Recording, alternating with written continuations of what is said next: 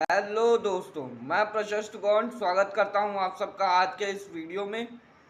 तो आज हम जानेंगे कि माँ गंगा ने अपने ही 7 पुत्रों को अपने ही जल में क्यों डुबोया था। क्या वो इतनी निर्दयी थीं? तो चलिए शुरू करते हैं। बात वहाँ से शुरू होती है जब महाराज शांतनु अपने पिछले जन्म में महाराज महाभिषक थे। वे इंद्र की सभा में बैठे हुए थे कि सहसा ब्रह्मा जी अपनी पुत्री गंगा के साथ वहां पधारे। देवी गंगा को देखकर महाभिषक उन पर मोहित हो गए और देवी गंगा भी उनको एकटक निहार रही थी। सहसा इतनी तेज हवा चली कि देवी गंगा ने जो वस्त्र ओढ़ रखा था वह उड़ गया। सभी देवताओं ने अपनी नजरें झुका ली सिवाय महाराज महाभिषक के। यह सब ब्रह्मा जी ने देख लिया और उन्हें अच्छा नहीं लगा और उन्होंने देवी गंगा और महाराज महाभिषक को श्राप दे दिया कि तुम दोनों धरती पर जन्म लेकर धरती का कष्टदायक जीवन जियोगे। फिर अगले जन्म में महाराज महाभिषक शांतनु के रूप में जन्म लेते हैं और एक दिन वे अपने ही बागीचे में टहल रहे होते हैं तो सहसा उनकी नज़र माँ गंगा पर पड़ती है। तो माँ गंगा को देखकर शांतनु उन पर मोहित हो जाते हैं और विवाह का प्रस्ताव रखते हैं। तब माँ गंगा शर्त रखती हैं कि मैं विवाह तो कर लूँगी, पर विवाह के उपरांत मैं जो भी करूँगी आप उसमें अड़चन नहीं बनेंगे। तब शांतनु ने उन्हें वचन दे दिया कि तुम जो भी करोगी तुम करना, मैं तुम्हें रोकूंगा नहीं। फिर महाराज शांतनु ने माँ गंगा से विवाह तो कर लिया।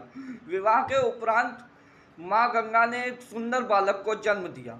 एक दिन महाराज शांतनु अपने बागीचे में टहल रहे थे तो सहसा उन्होंने देखा कि माँ गंगा उस बालक को लेकर नदी की तरफ बढ़ी जा रही हैं और सहसा उन्होंने देखा कि माँ गंगा ने उस बालक को नदी के जल में डुबो दिया और डुबोकर मार दिया। तब महाराज शांतनु की खुशी सदमे में बदल गई और महाराज शांतनु दुखी हो गए।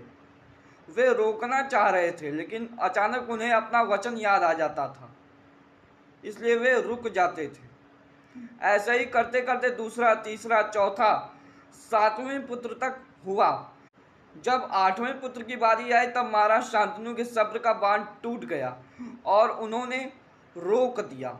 तब माँ गंगा कहती हैं कि राजन, आपने मुझे रोक कर इसे तो बचा लिया, लेकिन अब आप मुझे यहाँ नहीं रोक सकते क्योंकि मैं अब श्राप मुक्त हो गई हूँ और अब मैं वापस जाना चाहूँगी। तब महाराज शांतनु ने कहा, ठीक है चली जाना, पर यह कारण तो बता दो कि तुमने मेरे 7 पुत्रों को क्यों मारा। तब माँ गंगा बताती हैं कि ये 7 पुत्र पिछले जन्म में अष्टवसु थे जिन्होंने महर्षि वशिष्ठ की नंदिनी गाय को चुरा लिया था।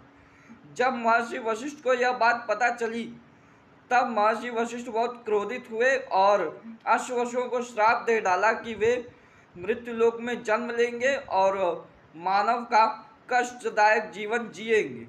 सो वैसा ही हुआ, ये अष्टवसु जन्म लिए। अष्टवसु मेरे पास आए थे कि आप इसका कुछ हल निकालें। तब मैंने कहा था कि मैं ही तुम सबकी माता बनूंगी और तुम सबको उस कष्टदायक जीवन से मुक्त करूंगी। सो मैंने कर दिया, लेकिन 8वें में आपने रोक दिया।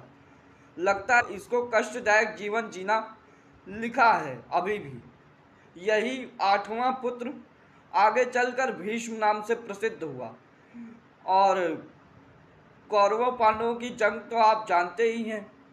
कौरवों और पांडवों की जंग में भीष्म ऐसे फंसे कि उससे निकलना नामुमकिन हो गया था। इससे ज़्यादा कष्टदायक और क्या हो सकता है कि परिवार में ही कलेश हो रहा हो।